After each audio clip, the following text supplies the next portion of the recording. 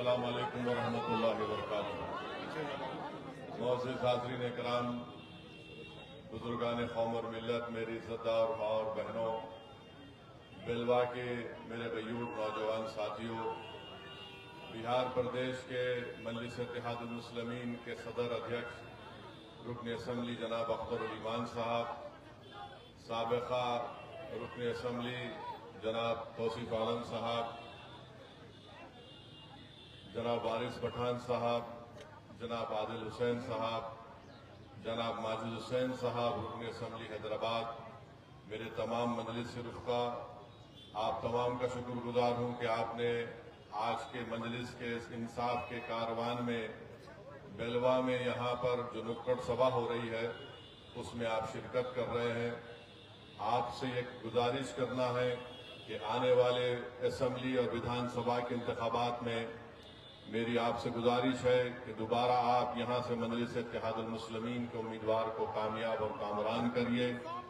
मैं आपको इस बात का तयक़ुन दे रहा हूँ कि इंशाअल्लाह ताला अब की बार जो कोचादामन से मजलिस का उम्मीदवार होगा वो इंशाअल्लाह आपकी दुआओं से और वोट से कामयाब भी होगा, विधायक भी बनेगा और इंशाअल्लाह ताला कोई दुनिया की ताकत, कोई दुनिया की पार्टी का लीडर उसके ईमान को या उसके ज़मीर को नहीं खरीद सकेगा इंशाअल्लाह ताला।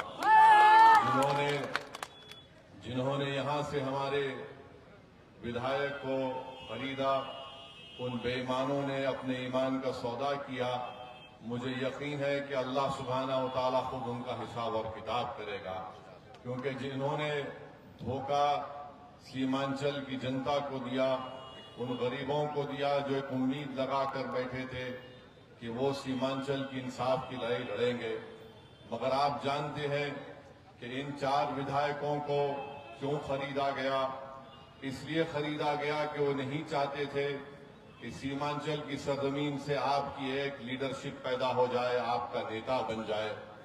वो यही चाहते हैं कि उनकी पार्टी से जो कोई भी मुसलमान जीतता है वो मुसलमानों का नुमाइंदा नहीं होता, वो उनकी पार्टी का नुमाइंदा होता है।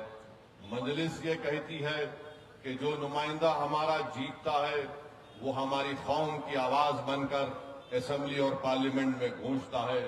हमारी जबानों पर किसी और पार्टी का सियासी ताला नहीं लग सकता। तो आपसे मैं अपील करने आया हूं कि आप आने वाले विधानसभा असेंबली के इंतखाबात में कोचादामन हो या किशनगंज हो, यहां से मजलिस के उम्मीदवार को कामयाब करिए। और जो लोग हम पर इल्जाम लगाते, ये इल्जाम सरासर झूठा है कि मजलिस के खड़े होने से वोट डिवाइड हो जाती हैं। अरे अब हम और क्या कर सकते। हमारे अख्तरुल ईमान साहब ने 2 खत लिखा है लालू प्रसाद यादव को, एक खत लिखा तेजस्वी यादव को कि आओ हमसे इत्तेहाद कर लो, बल्कि अख्तरुल ईमान साहब ने ये तक लिख कर दे दिया कि आप मजलिस को सिर्फ 6 सीट दे दीजिए और हम अलायंस करने के लिए, इत्तेहाद करने के लिए तैयार हैं। मैं बताना चाह रहा हूं तेजस्वी यादव को, ये हमारी कमजोरी नहीं है, हम ताकत की बुनियाद पर तुमको लिखकर दे रहे हैं। तुम फैसला जो लेना चाहते ले लो, मगर याद रखो चुनाव के बाद तुम ये नहीं कहना कि मम्मी डैडी मेरा बैट और बॉल लेकर कोई भाग गया,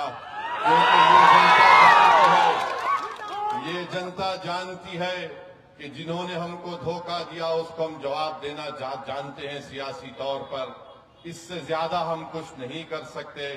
बाज लोग समझ रहे हैं जिनको कोई सियासी बसीरत नहीं है कि मजलिस क्यों खत लिख रही है।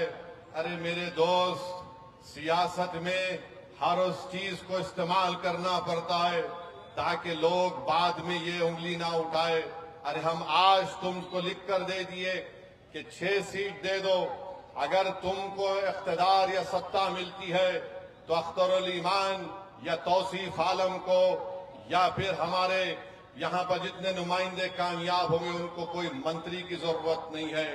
हमने सिर्फ एक ही बात कहा कि अगर तुमको सत्ता मिलती है तो बीजेपी को रोको और सीमांचल के इंसाफ के लिए तुम सीमांचल डेवलपमेंट काउंसिल बनाओ, ताकि यहाँ पर जो बारिश होती है, सैलाब आ जाता है, यहाँ के नौजवानों का मुस्तकबिल अच्छा हो, यहाँ पर स्कूल में या क्लासरूम हो, यहाँ पर नौजवानों को रोजगार मिले, यहाँ पर किसानों को उनकी फसल पर बराबर उसकी कीमत मिले।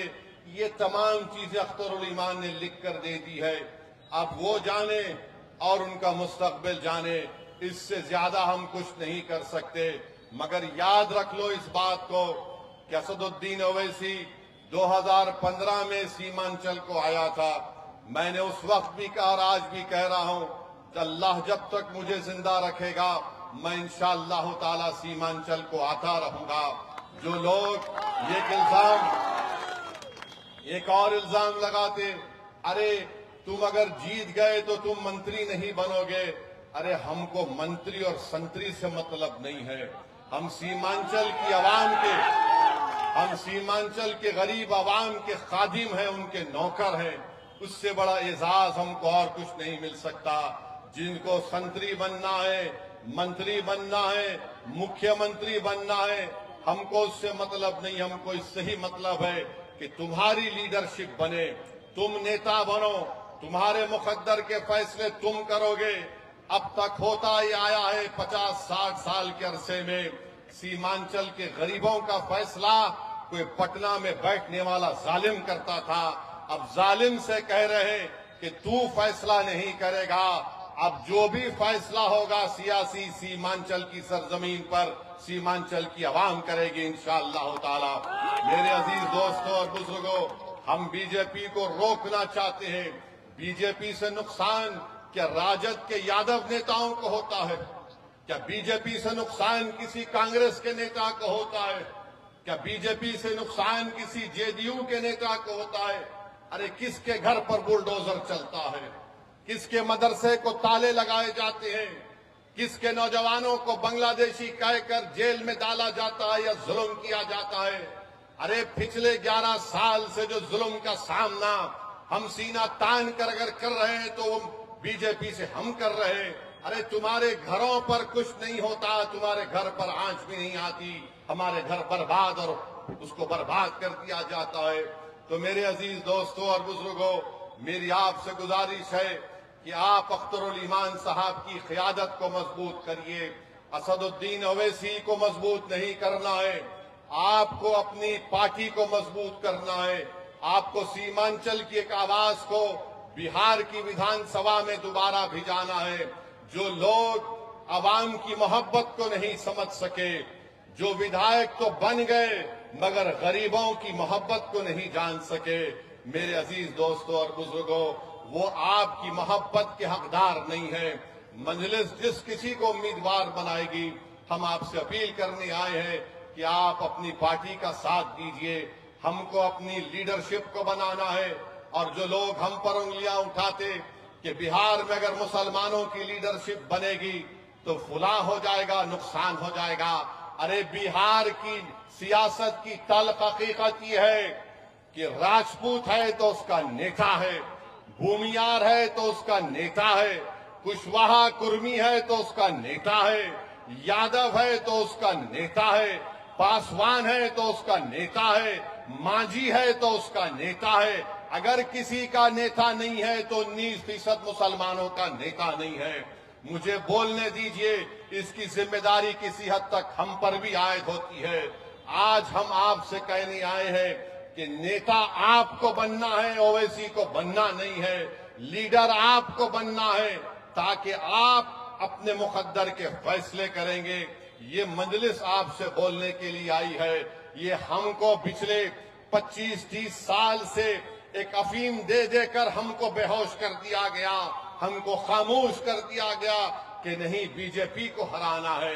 अरे जब से बिहार बना, क्या कभी किसी मुसलमान ने किसी फिरका परस्त पार्टी का या फिर किसी फिरका परस्त लीडर का वो साथ दिया? नहीं दिया। हमने हमेशा से कहा कि भारत सेकुलर था, सेकुलर रखना है। मगर याद रखो, हम कूली नहीं है, हम मजदूर नहीं है कि हम अपने बच्चों की जवानी को बर्बाद करके तुम्हारे महलों में चिराग जलाएंगे। हम अपने आप को मरवा कर अपनी खबरों को बनाकर तुम्हारे इख्तिदार के महल अपने खबरों पर बनाने नहीं देंगे। अब नौजवान बेदार हो चुका है, हमको अपने महल को तामीर करना है, हमको अपने ख्वाबों को पूरा करना है। तो मेरी आपसे गुजारिश है कि आइए इस इंसाफ के कारवां को मजबूत करिए। ये लड़ाई किसी इनफरादी लड़ाई नहीं है, ये अख्तरुल ईमान या फिर असदुद्दीन अवैसी की लड़ाई नहीं है। ये पूरे सीमांचल की इस गयूर सरजमीन पर बसने वाली अवाम और जनता की लड़ाई मजलिस लड़ती आई है। तो मेरी आपसे गुजारिश है कि इसको कामयाब करिए और अपने सफों में इत्तेहाद को पैदा करिए। अपने इत्तेहाद की ताकत और कुव्वत के बलबूते पर हम देश के प्रधानमंत्री मोदी को एक पैगाम देना चाह रहे हैं कि तुमने जो वक्फ का कानून बनाया वो वक्फ को बचाने के लिए नहीं, मस्जिदों को छीनने के लिए तुमने कानून बनाया। तुमने कब्रिस्तानों को छीनने के लिए कानून बनाया, तुमने ईदगाहों को छीनने के लिए कानून बनाया, तुमने वक्फ को खत्म करने के लिए कानून बनाया। मगर याद रखो, जो अल्लाह के घर को छीनना चाहती है, जो हमारी ईदगाहों को छीनना चाहते हैं, इंशाअल्लाह ताला तुम अपने नापाक मंसूबों में कामयाब नहीं होगे। तुम इंशाअल्लाह ताला शिकस्त खाओगे। नाकामी तुम्हारे मुकद्दर में लिखी जा चुकी है। इंशाअल्लाह ताला जब तक दुनिया कायम रहेगी, मस्जिदों में हम जाकर सजदा करेंगे ताकि सजदा हमारे अल्लाह के सामने उसकी रबूबियत का इजहार भी होगा और हमारी वतन अजीज से मोहब्बत का इकरार भी होगा। तुम मस्जिदों को छीन नहीं पाओगे।